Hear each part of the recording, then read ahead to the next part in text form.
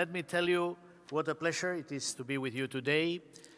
It is not often, I think, that Director Generals of DG Environment have the opportunity to discuss issues which are of interest, of relevance for the financial institution, but things are changing. And in fact, it's not the first time I have been discussing with the financial institutions. And as you will see, there are lots of things that are going on. And we see increasingly the need for greater cooperation, for greater interaction between the environment, the world of finances, and this is what I am going to try to convey to you. But first of all, thank you very much to Judith. Congratulations to the organizers of this very timely and significant conference. And I see many friends around from my period also as Director General of Internal Market and Enterprise. I'm delighted that you are here. I think if there is a message I would like to pass to you today is that more than ever, implementing a transition towards a more sustainable world requires very strong determination in many areas. And we are now in a world which, following the signature of the Paris Agreement, which, following the Sustainable Development Goals agenda, has to move and has to experience an enormous transformation in the years to come. And the other message which is very important is that the EU, which was behind and which has been very active and which has been leading the negotiations at international level in this area, has to maintain now the leadership when we come to the implementation. We have agreed international commitments, but the challenge in the coming years will be implementation. And of course, this leadership is increased when we are seeing that in other parts of the world, and in particular in the United States, there seems to be less determination in these areas. This is an understatement. But this is also offering a great opportunity for the European Union to occupy the ground and to bring in our policies and to defend our actions in this area. And I think there is a very strong case for green finance. Everybody speaks these days about green finance, green bonds, sustainable finance. But why? This is not just a slogan. This is not just about greenwashing. It is also because it makes financial common sense. So why green finance? I will give you 4 reasons. First of all, because we are all increasingly aware that the environment is not a barrier to economic development. In fact, quite the opposite. By ensuring that natural resources are appropriately priced and by taking the external costs of our activities into consideration, environmental policy can make an essential contribution to the overall efficiency of our economies and thus to the competitiveness of our industry. So there is a very first and powerful reason. But there is a second reason, and this is the fact that the business case for sustainable growth is very clear. Environmental, economic, and social objectives are not in competition with each other. They are interdependent. It is impossible to dissociate environmental, economic, and social objectives. If you want to be competitive, you have to go in this direction. Third reason, failing to address environmental degradation poses serious risks. And this is not just a matter of health or environment. This is also a matter of long-term economic growth. If we don't address the environmental risks, we are ultimately also having a negative impact on the economic growth. And finally, when you look at the trends, and I have to say some words from my position as DG Environment, you know we will be, in the coming decades, 9.5 billion human beings on this planet. And we are increasingly seeing climate change, biodiversity loss, mass migrations, growing inequality, a growing middle class in emerging economies, which is seeking for more resources. In fact, if nothing changes, we will need 40% more energy and 40% more water in the next 20 years and 3 times more material resources by 2050. And I will give you a figure. Between 2011 and 2013, China has consumed more cement than the United States during the whole 20th century. The world has never consumed more resources than we are doing now. If the trend continues, one planet is not enough. We already need 1.6 planets, and we only have one. We have no plan B. So what does this mean? That we need to decouple economic growth from environmental degradation. There is no successful, durable, and competitive economic model if it is not sustainable. And environmental risks have grown in prominence. Many of you, I'm sure, have been to Davos. Many of you have seen the Global Risks Report for 2018 of Davos. You know that environmental risks, extreme weather events, biodiversity loss, pollution of air, climate change, have been placed above any other financial or economic risks, both as regards potential likelihood and impact. So we need to face this situation, and I think what is very important is that finance can be a major enabler of the transition towards this green economy.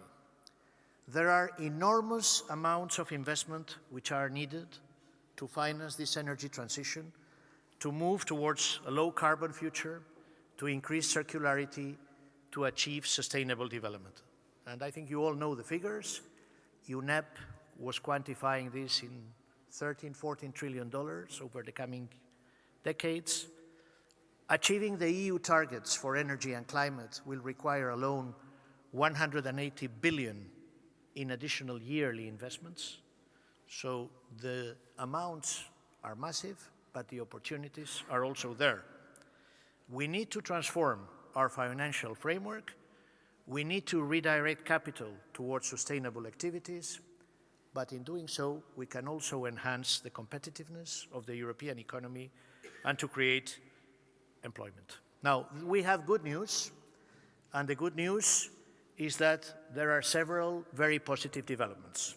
The first is that there is an increasing focus on green finance. Financial markets are developing new products. In the year 2010, green bonds represented below 4 billion euros. This was in 2010. In 2017, we are speaking about over 120 billion euros. So the figure of green bonds has increased 30 times. And in the international political arena, mobilizing to deliver on the climate change targets following the Paris Agreement is a top priority. By the way, the country which is doing more in green bonds, as you know, is China. So this is also a recognition. We can discuss if they are really green or not, but this is a recognition of the importance of green and sustainable finance.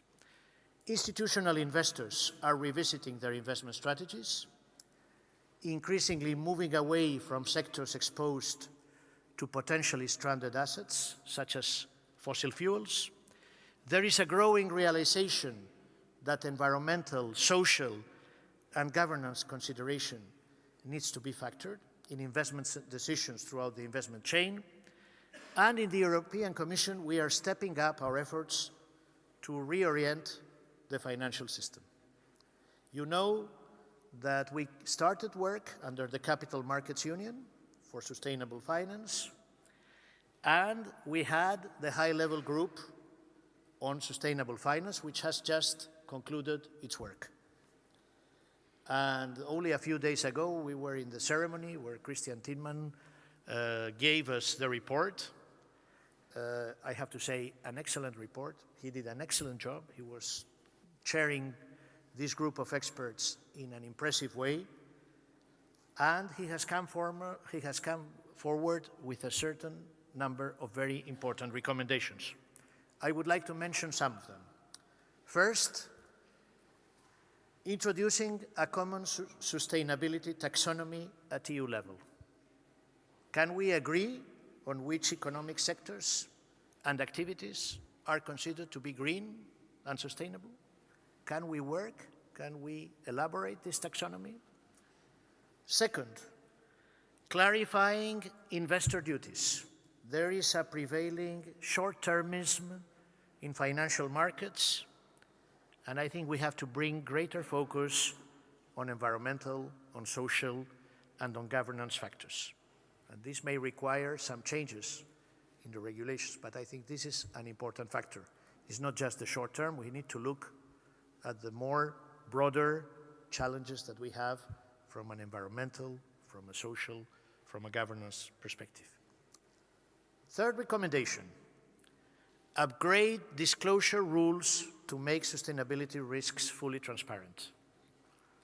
I think this is very important. When investors put their money in the financial institutions, increasingly there is a need to go into more transparency, into more disclosure on which are the sustainability risks of the different products.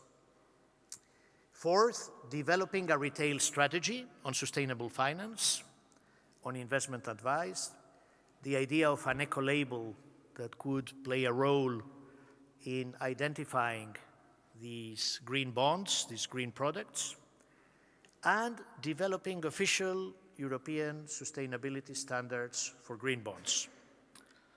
Finally, including sustainability in the mandate of the European supervisory agencies.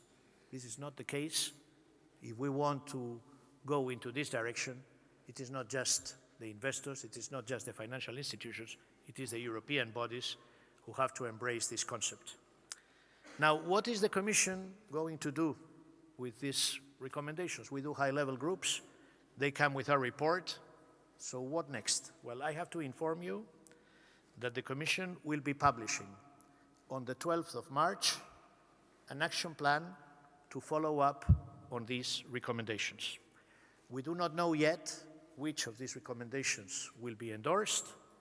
We do not know if they will all be endorsed, if we will come with others, or if we will concentrate on certain of them. But we have already started.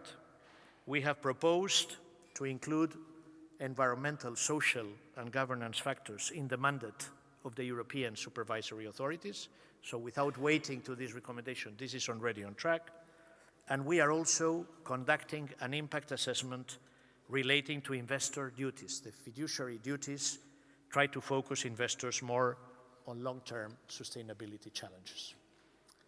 So I think there's a lot of action. There will be, in the framework of the Capital Markets Union, this action plan. But I would like to make a couple of more of reflections. First of all, I was saying environment is not a barrier to economic development.